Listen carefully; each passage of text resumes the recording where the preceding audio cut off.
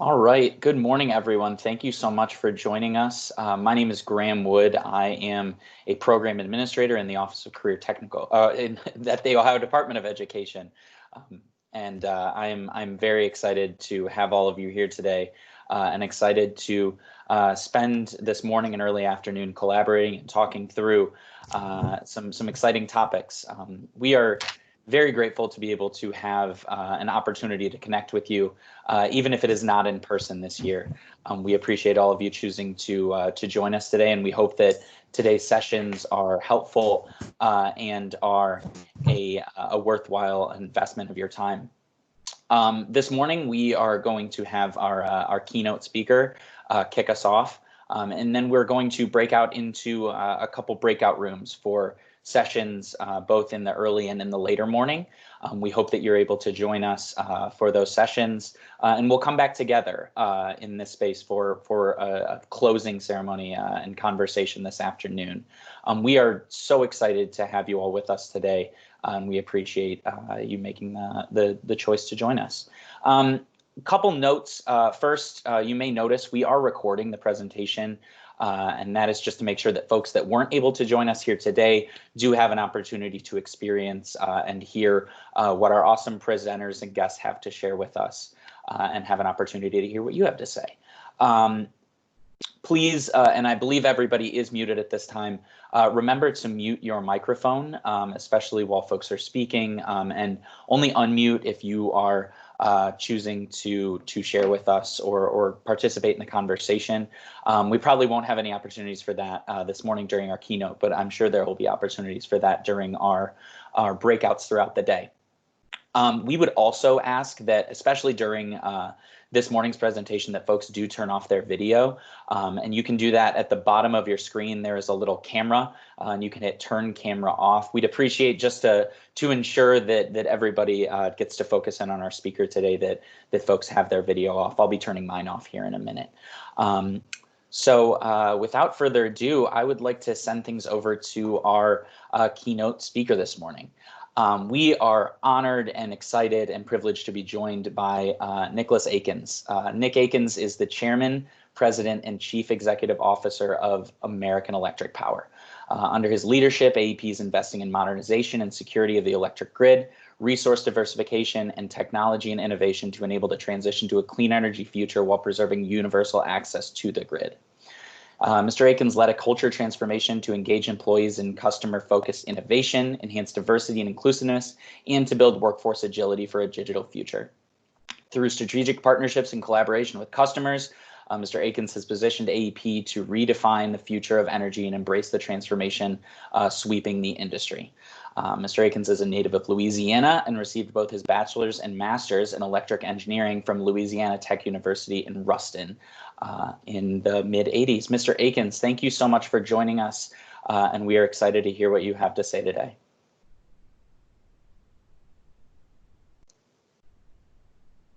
You might be muted if you have jumped on, Mr. Akins.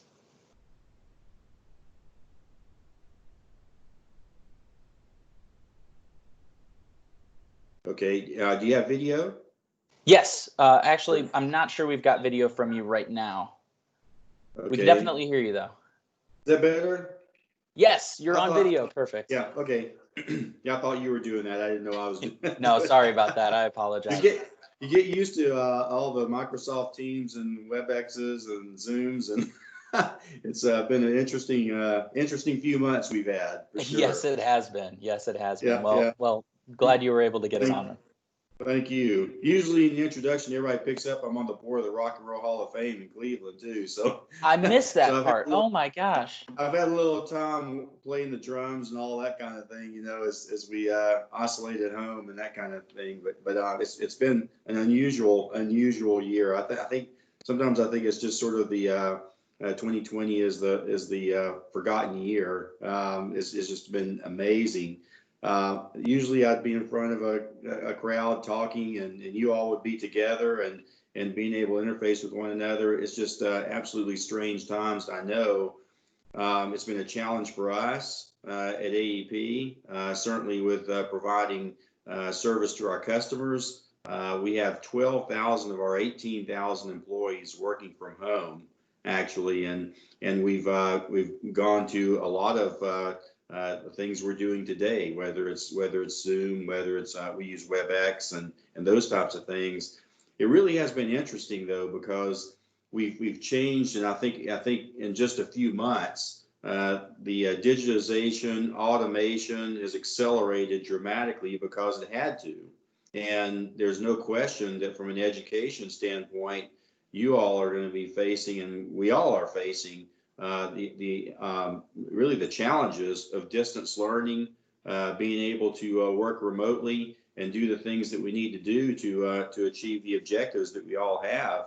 First of all, though, I want to thank the Ohio Department of Education for having me on for this 2020 Career Connections Conference. And it's just great to see all of you come together and start focusing on what it means to really work with not only the education process that exists today, but also really translate that to COVID-19 type activities. I know that's a particular challenge for us from a safety standpoint. We start all our meetings with safety, and certainly it's around safety of the electric system. But now it's safety also related to COVID-19. And certainly we've had a great safety record this year because I believe that our employees are so focused on COVID-19 and the implications there that it's certainly imputed to the rest of the safety aspects that we have in our business. But we require masks. We have done that for really a pretty long time now, particularly with our field level employees who have been out in the field. Sometimes they can't socially distance. We distance as much as possible, but sometimes the work is in close proximity, so we require a mask. We do temperature testing. Certainly the social distancing is a huge activity for us to make sure that we are separating. We're also looking at our work locations. And I know you're looking at classrooms and other things to make sure that there is some element of distancing there, but it will require an element of discipline to make sure that we're all safe in anything that we're doing. And there's no question this thing will go on for a while. And we need to make sure that individuals become accustomed to those safety parameters that we all need to ensure that not only our personal safety, but the safety of others as well, and our families too. It's also representing somewhat of a growing of the digital divide. There's no question that there's rural parts of our state in Ohio that don't have access to broadband. And certainly that's an issue for us going forward. Matter of fact, AEP has the largest private network in the country, fiber optic network, and it's because we're bringing so much data and analytics back to the grid. We are providing a huge amount of data transfers that exist throughout our system. We're opening that up. We have a broadband bill actually in Ohio now, in a pilot that we're doing to show that we can do that mid-mile broadband that's actually accessible bandwidth on our fiber optic that we're able to allow communities and others to use. So that would in itself bring a large capital investment in play that we're leveraging, not only to bring data back to our system operations center, but also to enable transfer of data to rural communities so that we can have education activities, workforce development activities, healthcare, those kinds of things. So it really is an opportunity for us. We're not competing with the end-use providers, but we are capitalizing on work that we're already doing and enabling that to occur. So hopefully we'll continue to develop that. We've done that in West Virginia, also Ohio, and others are picking up on it because it's a huge opportunity to close that digital divide. Our AEP Foundation also has invested in Wi-Fi hotspots in communities by providing free Wi-Fi for students, and actually it is for specifically focused on education so that students can get to the hotspots and do their education requirements. And then, of course, remote learning in Ohio, we continue to do through the Teaching and Learning Collaborative to enable distance learning. Those kinds of activities continue to work for us to ensure that we can continue to drive that education partnership that exists. And that's what it's going to take. It's going to take a huge partnership between business, between education, and certainly between others, including the unions, to be able to provide opportunities for not only our children, but also opportunities for our communities to continue to thrive. And so we have been invested heavily in the U.S. Business Roundtable activity, the Ohio Business Roundtable activity around workforce development.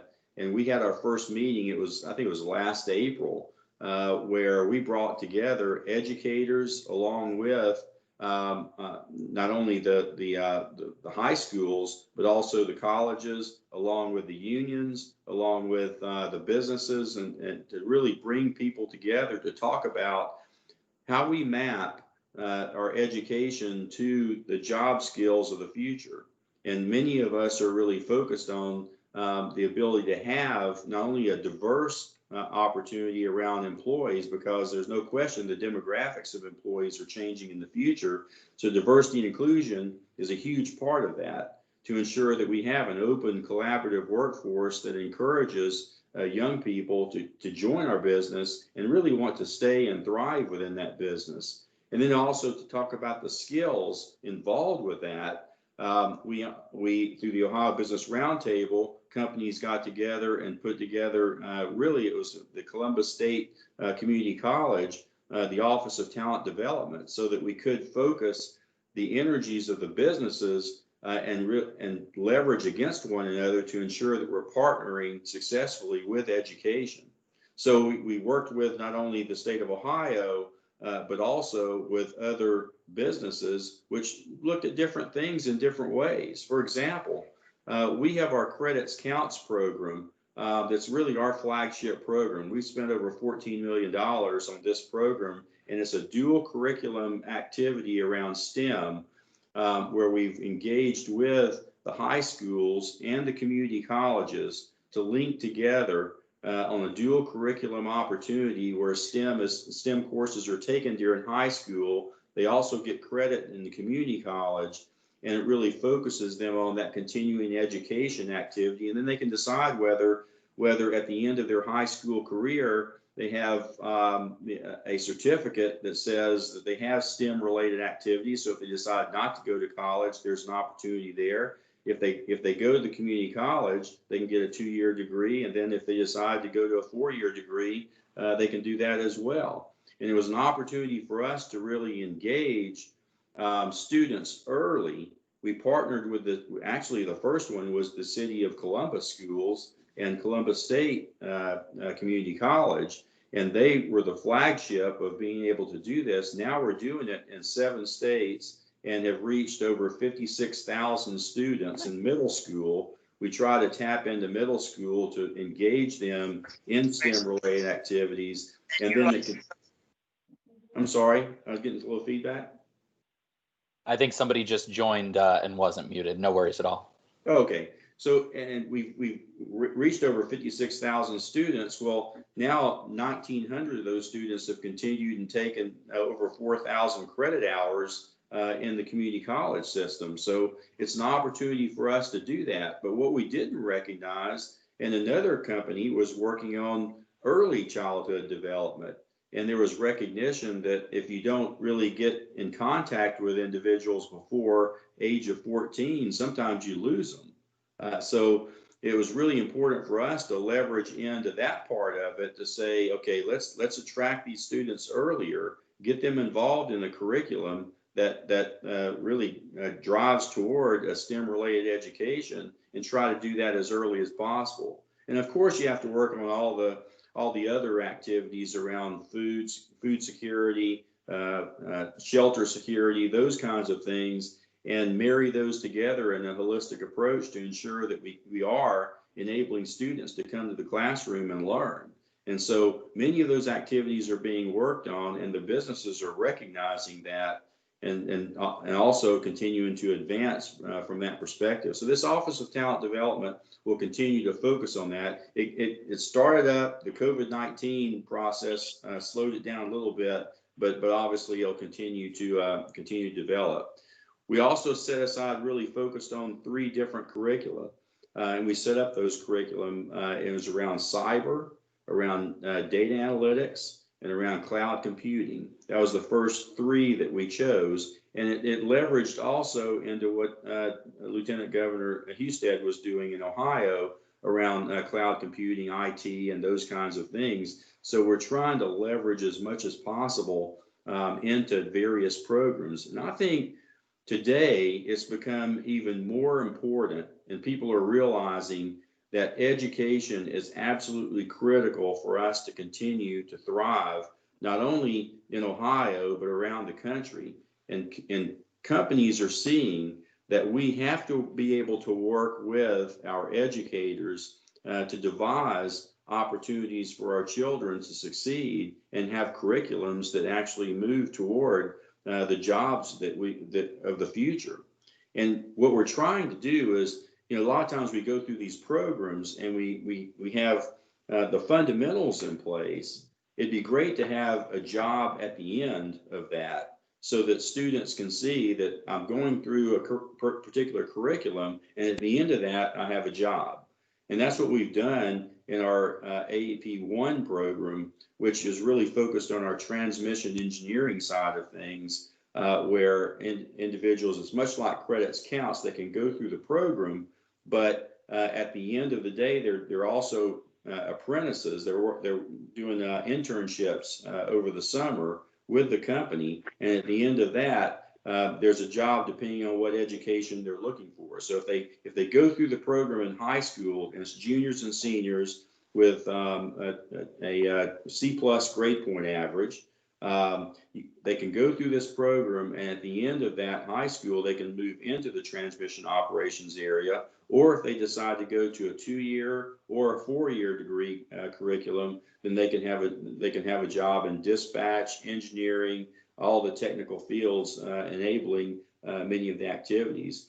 We have emerging areas too, where, and I think we're the same as other companies in terms of the transition that's occurring, this digital revolution around analytics, data analytics. We have more data analysts today than we've ever had, and really is not only evaluation of the grid, the electric grid itself, but also evaluation relative to what we provide to our customers.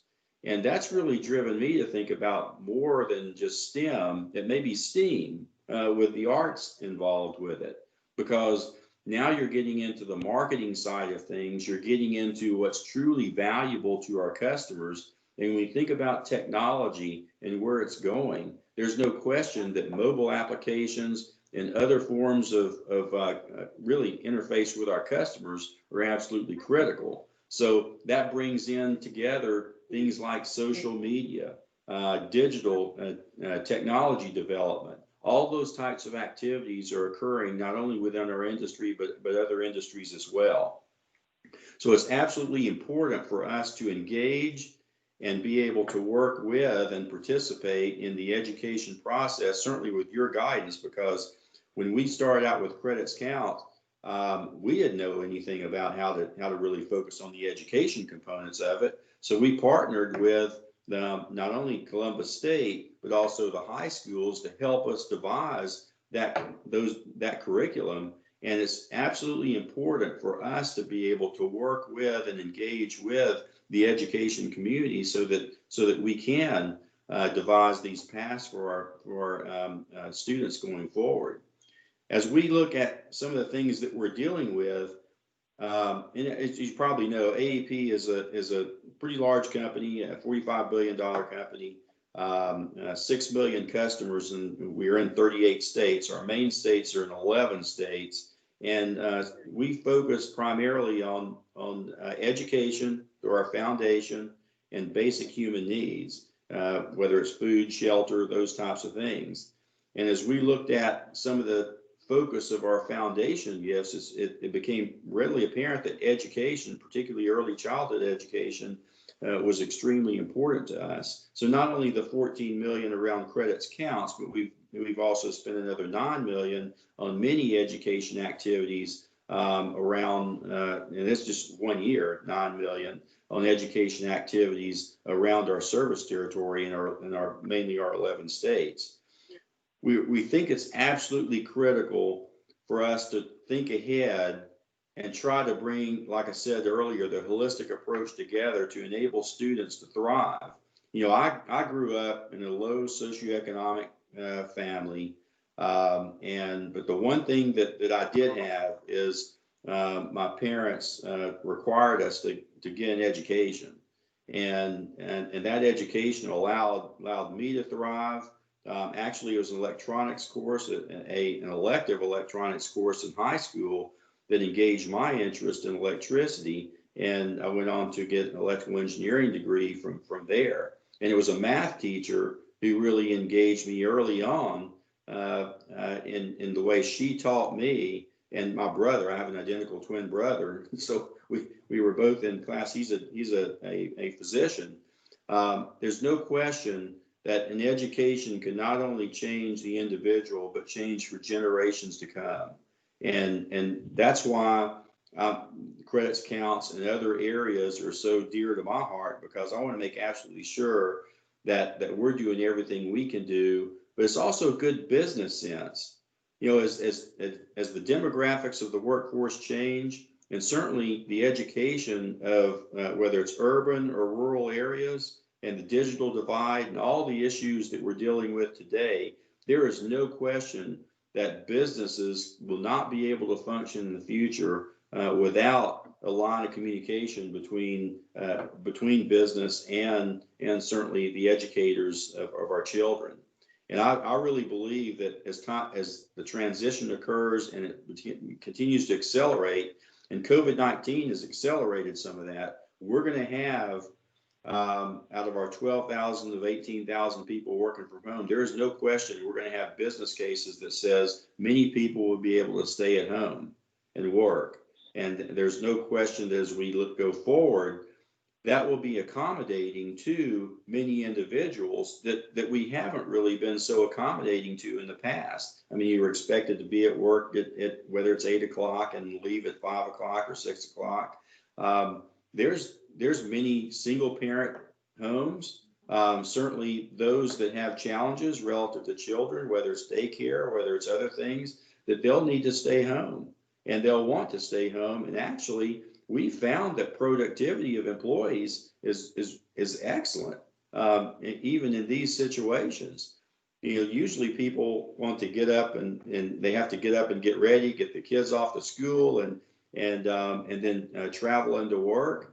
There's no question today that you're in a situation where you don't even have to do that most of the time, and people are starting work earlier and they're working whenever they can, but they definitely are getting their work done. So the whole framework of how we look at business is going to change, and how we look at education is going to change. And as you all are planning, which I assume you are doing a lot of planning around how we're going to start this year, it's going to be a particular challenge, not only to ensure the safety of our students and the safety of our teachers, but also in terms of just the education process itself and the challenges that each family may have related to their own circumstances. And we're going to have to become, as a society, more accommodating in our ability to approach education and business in a very progressive way.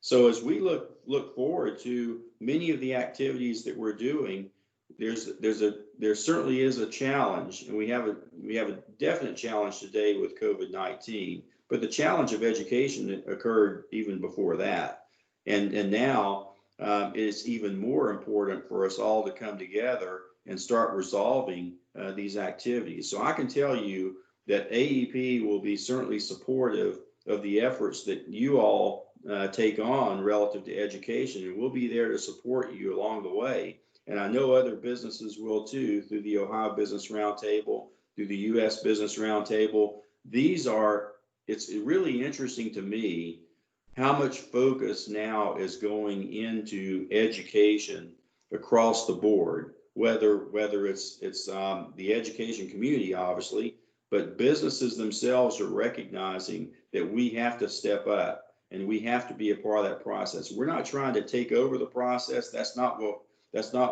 we want to do. What we want to do is be able to assist you all in any way that we can to not only educate teachers, educate, which we do from an energy standpoint, but also work with the unique situation that we find ourselves in today.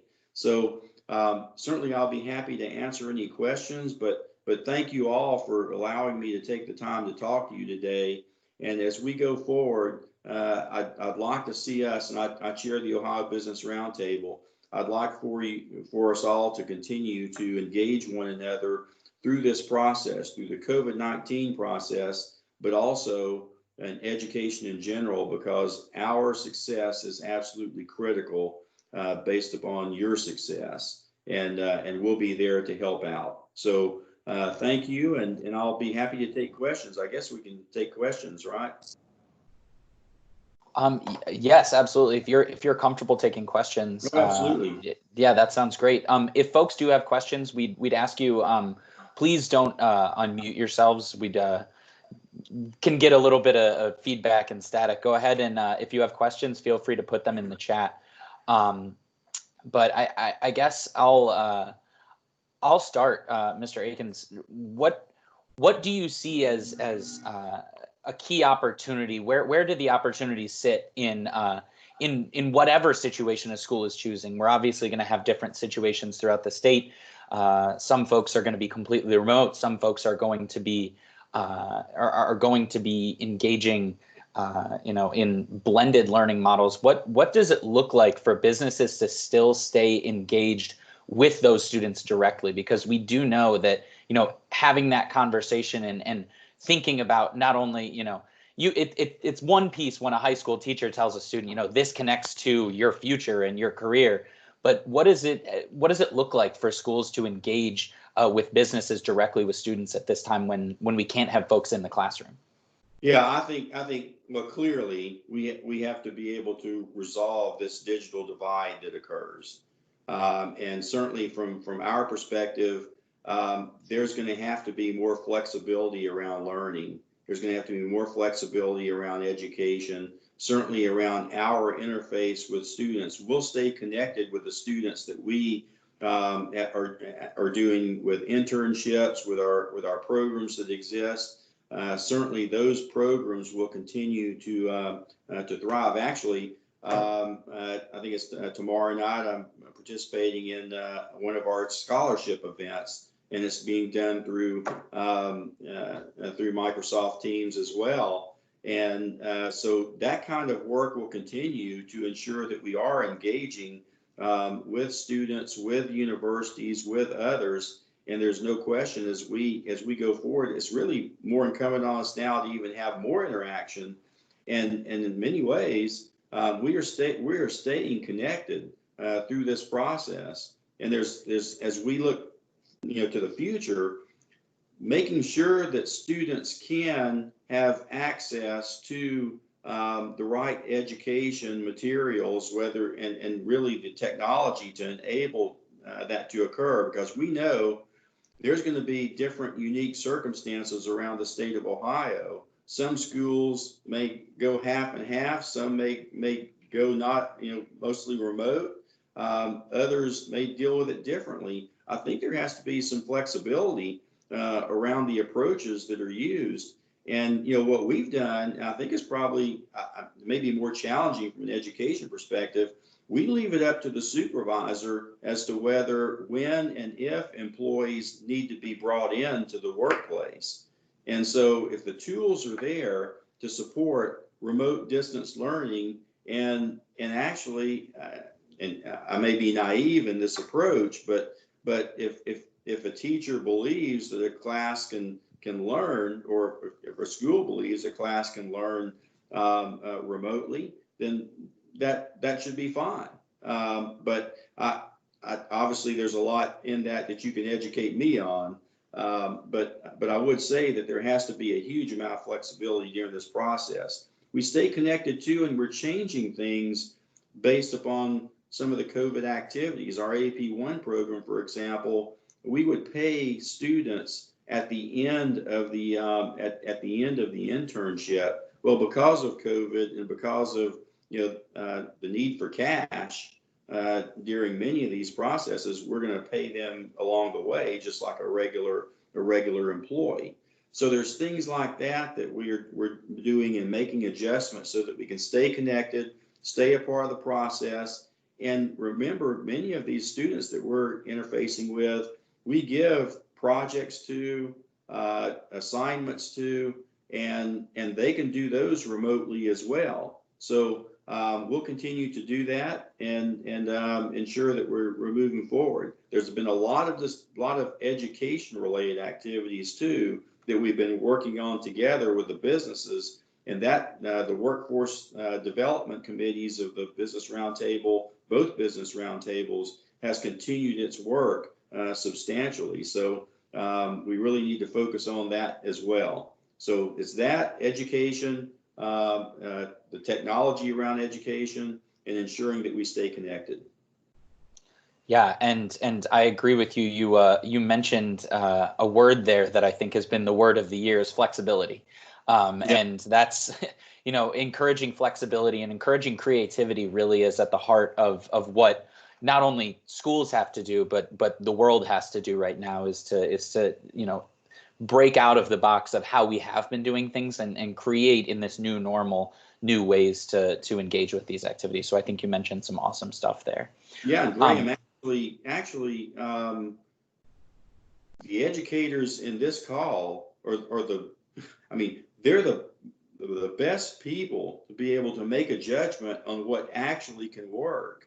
And we're seeking out that advice. So if there's anything that we can do to help in that regard, whether legislatively, whether it's other activities that we can do, whether foundation giving, focus areas, pilots, anything that we can do to advance that.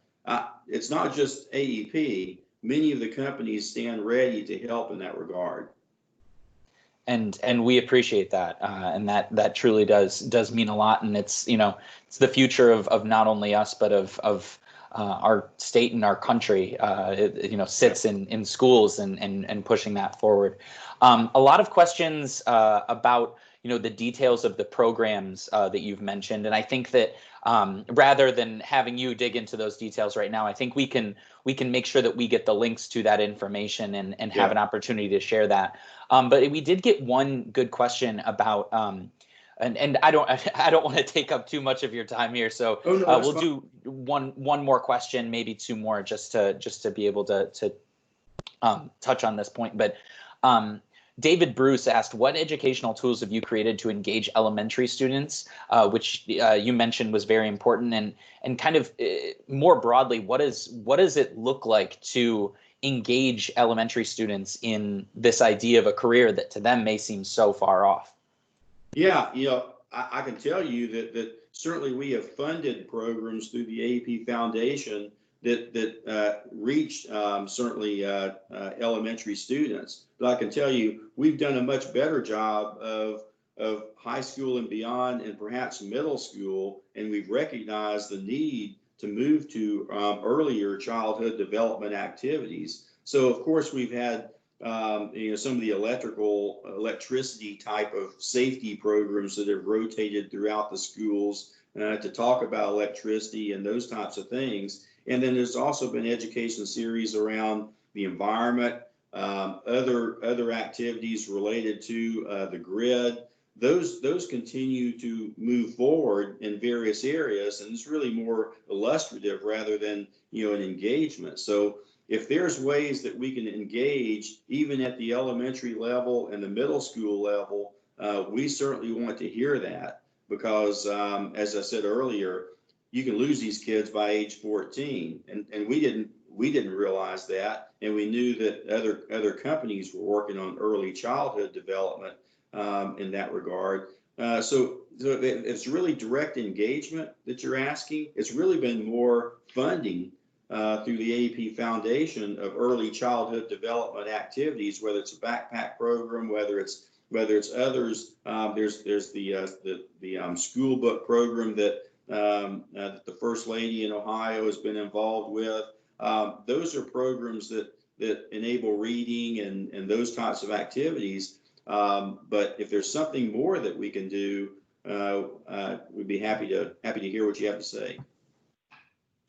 Appreciate that, and I'm definitely sure that some of the folks on this call would love to share with you. So we'll try to gather some of that and get that information to you. One last question about, and we had somebody specifically ask about the Ohio Business Roundtable. What kind of engagement is the Ohio Business Roundtable doing with schools and kind of questions around how to engage with the Ohio Business Roundtable? Yeah, so what we've done, and actually, we can certainly get that level of engagement there. If there's interaction that we can have on the education parameters of what we're doing with the Business Roundtable, we have one of our primary areas is around education and workforce development. It's been primarily around STEM or STEAM, and primarily focused on higher education along with high schools to be able to develop curricula. But there are other opportunities because some of our, like I said earlier, some of our companies are working on early childhood development. We're trying to bring that together as a sort of to really allow students to matriculate through an entire process. And then one of the main objectives of the Ohio Business Roundtable is to put a period at the end of the sentence, which means if you look at this curriculum, if you follow the curriculum, you'll have a job at the end, and to make commitments around the number of employees that we're looking for in the future and be able to describe for students what it is you'll be doing. And so there's all kinds of opportunities around that that we continue to work on. I know, Amazon's involved. Certainly Huntington Bank, and then Chase is involved as well. Chase was involved with early childhood development.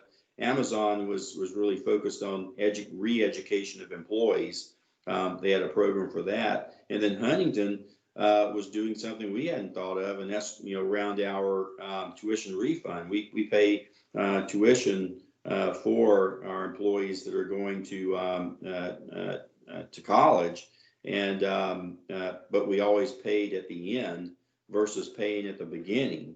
So we're starting to rethink a lot of that to really allow our employees to continue to grow in a very positive fashion. But as far as the Ohio Business Roundtable, we'd be happy to engage with you all on what we can do relative to early childhood development, so that we can focus on the overall holistic approach. We've got I know we have on the Ohio Business Roundtable, we do have a couple of higher education individuals who are involved. We really, to my knowledge, don't have anyone that's involved, and probably it'd be a good thing for us to do to have you all, or whoever you select, come talk to the Ohio Business Roundtable about what you're seeing relative to those levels of education that really we haven't been as focused on as much as we should.